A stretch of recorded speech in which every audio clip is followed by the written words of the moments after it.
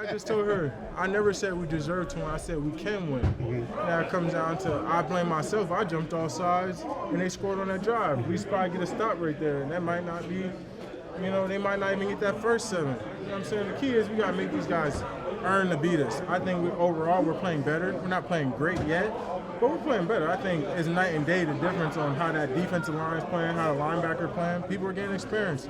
So when I say we're a good team, it's like people don't always look at the growth part. I know we're growing. I know some of these young guys who didn't get the opportunities, they're getting better. Let's look at the film. Let's break it down. Yeah, of course, young guys are still going to make mistakes. That's what learning is. But in terms of how I believe we are and where we're going, by the end of this year, y'all going to say Mike Zimmer didn't have all his pieces, but we sure did put a damn good defense together. And I can take that because I know we can grow from that. Did you miss us? Oh, man, did y'all miss me? I think it's the other way around. I give y'all all y'all feed.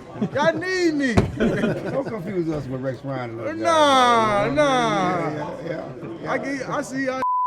You know what I'm saying? Y'all should blow up a little bit more. Right. I'm trying to get y'all Twitter pay. Y'all on Twitter Premium? There you go. So that's you. How do you approach this going up against DQ, given the relationship you have with him, his importance to you? Oh, man, I would say, man, me and Q still talk to this day. He shoots me up text every week or two, more frequently recently, maybe trying to get in my head a little bit. You know what I'm saying? But no, he actually helped me get some tickets to the game, too, for my family. So that goes to show you what type of coach DQ is and the type of players coach he is, regardless of where you at, whether you're playing for him and things like that. He's always about his guys, and that's my guy. So, it's going to be fun playing against him. I know he's going to have them rallied up. He's probably going to say it's shark week. It's fight night. We got to go to round 12. We got to knock him out. Rivalry game. I know his whole spiel, but I'm Tommy Jones tonight. That's how I'm looking at it. Like, I'm Floyd this week, so it's going to be a fun game. Is this how you stay upbeat, these things? I mean, obviously, it's not a fun time when you're in the middle of a 5-game losing streak. You haven't won at home. And how do you keep a positive attitude and stay upbeat and find things to keep you motivated? It's part of that. Man, I really look at it like I'm alive. I get to practice every day. That's not what's the best part, but I get to play. I get to see another week. Like, why would I be upset? And I'm playing for America's team. I'm doing what I love to do. Yeah, the outcome isn't what I always wanted or what I wanted to be, but I'm still blessed and highly favored. Like, I can't be too mad at my life right now. And like I said, I'm getting better. So, How hard was it for Zim to incorporate some of the things he wants to do defensively compared to what you guys did under him? I think Zim likes to show a lot more. His Mabel 6-man up. That was different. A lot of things different, but also now, since I'm back, he's been incorporating more things that I kind of done in the past. So it's going to be slowly. We're going to keep working things in. We got new things in every week. How'd you getting better? Man, I get to practice with these group of guys and learning how to lead differently and learning how to become a better leader. It's challenging. In these dark times, like, it's easy when we was always winning and we was always the one whooping on people, and it didn't matter who stepped up and who was the light and things like that. And you was able to just kind of sit back and just watch everything and things unfold. But now, in the times, people are looking at me. Zim's talking to me about my leadership and how I need to be better. And I love that stuff because it bothers me, like, when I feel like a coach is upset at me. And, he gave me a challenge, and I'm going to live up to that challenge. I can't tell you the challenge, but he gave me a challenge, like, personally, like me and him. And it was Before the season? No. Right now, after we're in this 5-game losing streak, he gave me a challenge. And I said, I told you I would do it. He said, nah, you got to do it the rest of the way. So I'm going to live up to that challenge. He challenged me, so I always like that from my coaches. You said you like Coach to be manager. Was he disappointed with your leadership? I wouldn't say he's disappointed, but he always tells me stories about the great players he had. And he tells me how I could be one of the best players he had and the things that I have to do and how I got to scratch for every inch of the game I can take from it and how he doesn't want me to rely on certain things. And, to me, when, you got a coach like Zim who coached Deion, Danielle Hunter, all those great guys, and he's taking, because a lot of coaches be like, man, I don't care, this guy's talented, he does enough. But when you got a guy that's willing to say, hey, man, I don't want that for you, I want better for you, then yeah, I'm gonna always take that in, and it'll make me upset and do myself a disservice if I didn't appreciate that.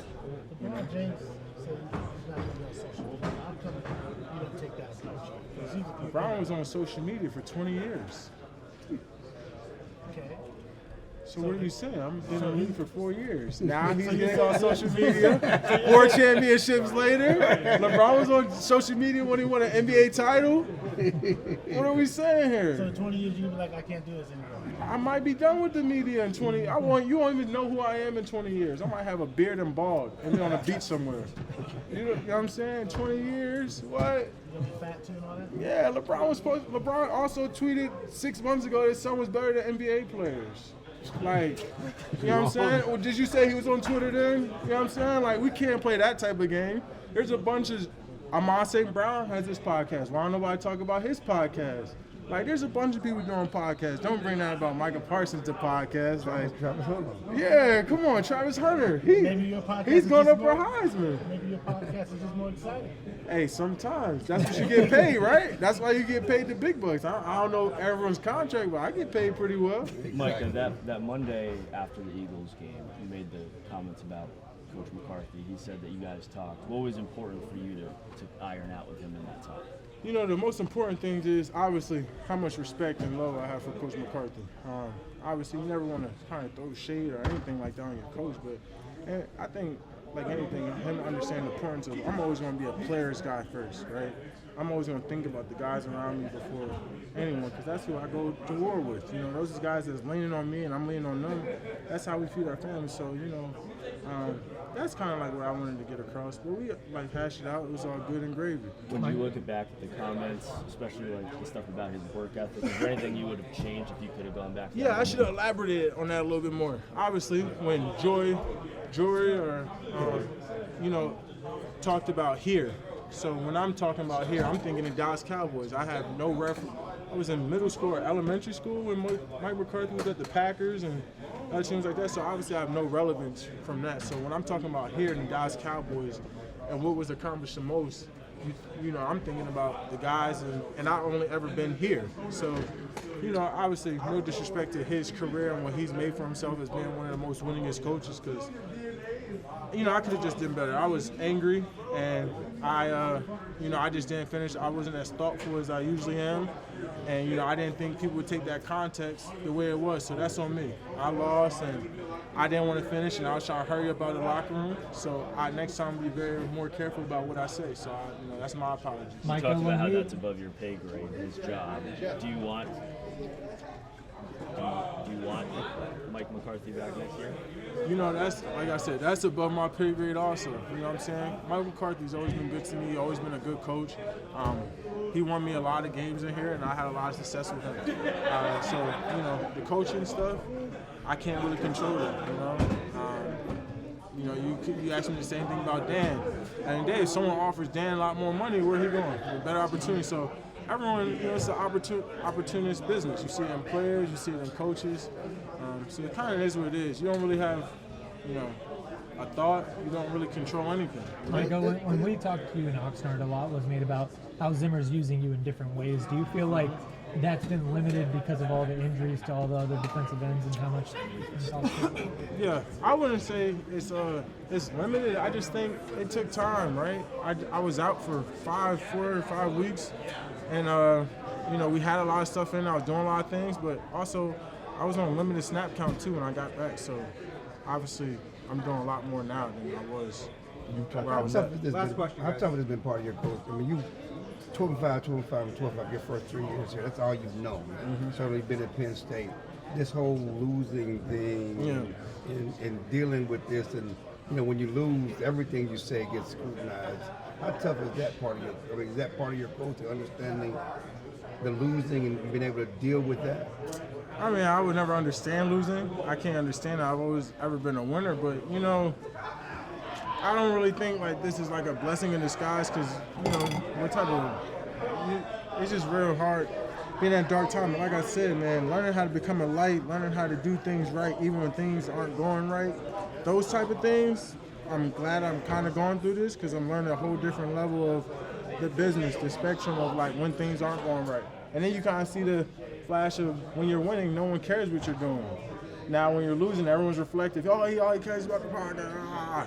Yeah, he wasn't saying that when I had 10+ sacks and we were 12-5 going to playoffs, right? Like, everyone always has an opinion when things aren't going this way, so why have an opinion? You know what I'm saying? So I always say, like, people like to see when you're losing more than when you're winning, because people always like, you know, the underdog story. So I'm going to just keep prevailing, keep doing what I'm doing, because I'm pretty great at it, and I love what I do. What made you decide to talk today? I just don't, you know, I'm just here, bro. I'm just, you know, I'm not going to let no one make me upset no more, bro. I'm happy. Like, I'm in a good place. I love my kids. I love my life. Like, I'm just happy. I don't mean to upset you, but last one. Pick the double-digit sacks is going to be in jeopardy. Can you get there? Is it important? I wouldn't say, obviously, statistically, I wouldn't say those aren't always as important as I like, but I got 7 games. Let me see if I can make something shake.